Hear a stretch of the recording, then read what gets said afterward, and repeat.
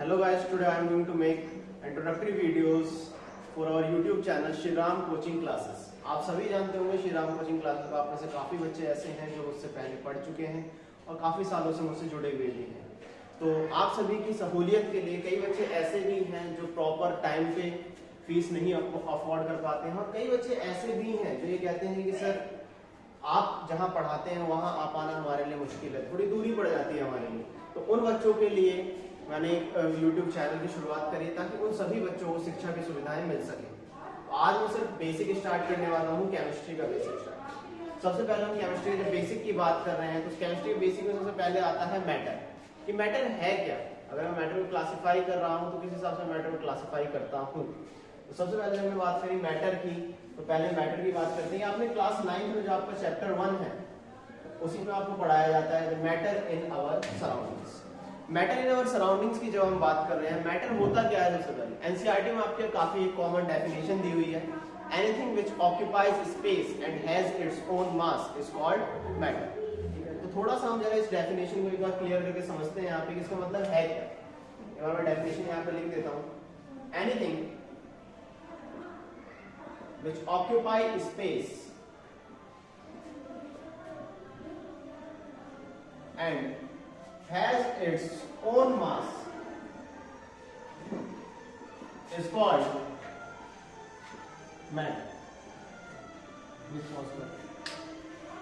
जैसे कि आपने यहाँ पे डेफिनेशन ली है, anything which occupies space and has its own mass is called matter। जब भी हम क्लास 6 या क्लास 7 के बच्चों को मैटर समझाते हैं तो उनसे जनरली ये कहा जाता है बच्चों आपके सराउंडिंग में जितनी भी चीजें हैं वो क्या है? मैटर है। ठीक है, समझ में आता है कि हमारे चारों तरफ या तो सॉलिड होगा या लिक्विड होगा या गैस होगा, ये कहीं ना कहीं ये सभी क्या है। तो जैसे कि बच्चों में बात कर रहा था, जब मैं क्लास 6 और क्लास 7 के बच्चों को समझाता हूँ मैटर, तो मैटर क्या होता है उनके हिसाब से, क्योंकि उनके चारों तरफ की जितनी भी चीजें हैं वो क्या है? मैटर है। मतलब क्लास 9 के बच्चों को समझाया जाता है मैटर, तो वहां पे एक प्रॉपर डेफिनेशन आपको एनसीईआरटी के हिसाब से दी गई है।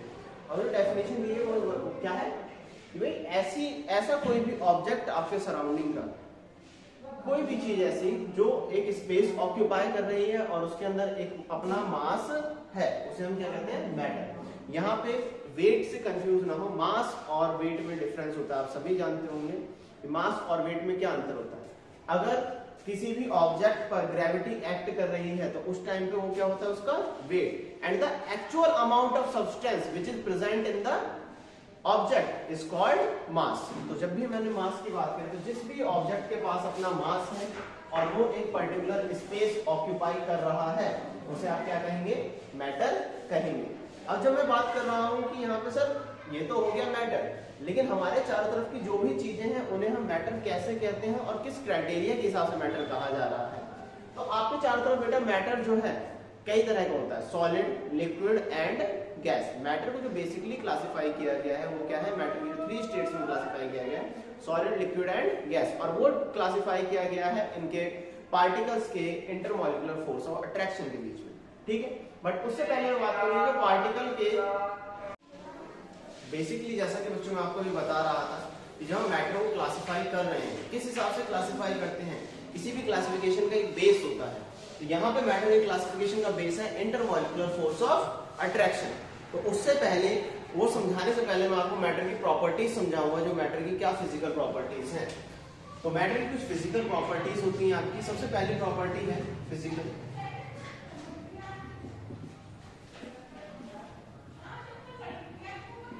मैटर की क्या फिजिकल प्रॉपर्टी है? सबसे पहली प्रॉपर्टी है matter is made up of tiny particle. Matter जो है वो किससे मिलके बना हुआ है? काफी टाइनी पार्टिकल से मिलके बना हुआ है। ठीक है, अब समझ में आता है कि मैटर जो है काफी टाइनी पार्टिकल, काफी छोटे पार्टिकल से। तो जैसा कि बच्चों ने समझाया था कि matter is made up of tiny particle. वो टाइनी पार्टिकल्स क्या है? मैटर का जो टाइनी पार्टिकल्स है, टाइनी पार्टिकल्स कहते हैं, वो टाइनी पार्टिकल्स है एटम। मतलब कि मैटर इससे मिलके बना हुआ है एटम। ऐसा ही Dalton law of atomic theory में भी समझाया गया है, जो आपको आने वाले चैप्टर्स में समझाया गया है क्लास 9 में, वो ये समझाया गया है कि डाल्टन्स की एटॉमिक थ्योरी क्या कहती है।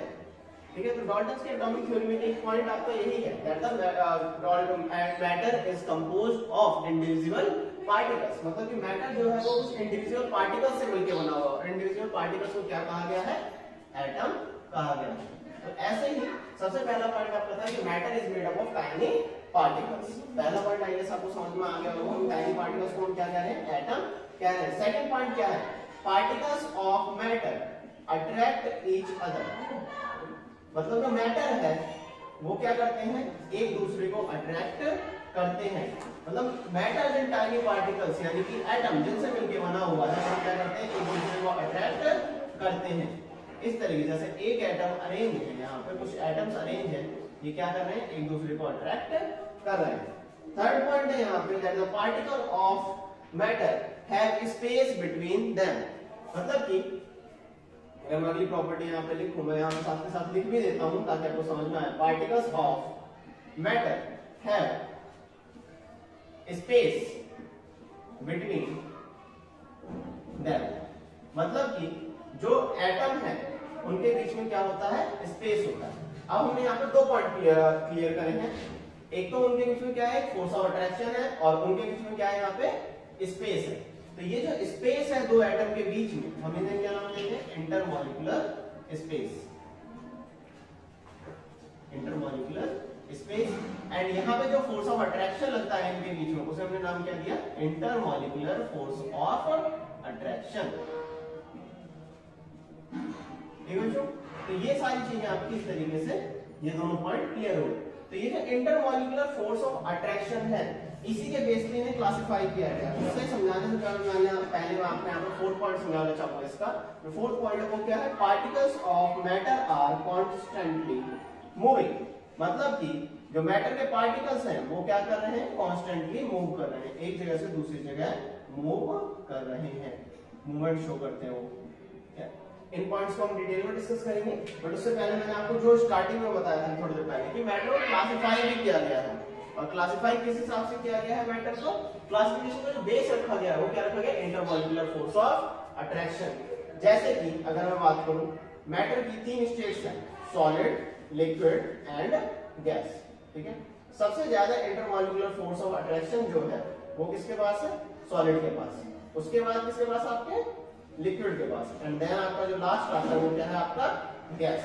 इनका डायग्रामेटिकल अगर रिप्रेजेंटेशन देखा जाए तो वो कुछ इस तरीके से होता है। अगर एटम्स क्लोजली पैक्ड है तो वो क्या रिप्रेजेंट कर रहा है, स्पेस थोड़ा बढ़ जाता है और फोर्स ऑफ अट्रैक्शन भी कम हो जाता है। अगर आपको यहाँ पे मैं साइंस के टर्म्स में समझाऊं तो आप यहाँ पे ये कह सकते हैं कि इंटरमॉलिक्यूलर फोर्स ऑफ अट्रैक्शन जो है वो क्या है, रेसिप्रोकल है इंटरमॉलिक्यूलर स्पेस के। जहां पे इंटरमॉलिक्यूलर फोर्स ऑफ अट्रैक्शन ज्यादा है सॉलिड के पार्टिकल्स के बीच, वहां पे इंटरमॉलिक्यूलर स्पेस सबसे कम है। Liquid intermolecular force of attraction थोड़ा और कम हो गया सॉलिड, तो सबसे ज्यादा यहाँ पे क्या, यहाँ पे सॉलिड से इंटरमॉलिक्यूलर स्पेस ज्यादा हो गया। अगर मैं गैस की बात कर रहा हूँ यहाँ पे, तो गैस के पार्टिकल्स के बीच में क्या है, इंटरमॉलिक्यूलर स्पेस सबसे ज्यादा है।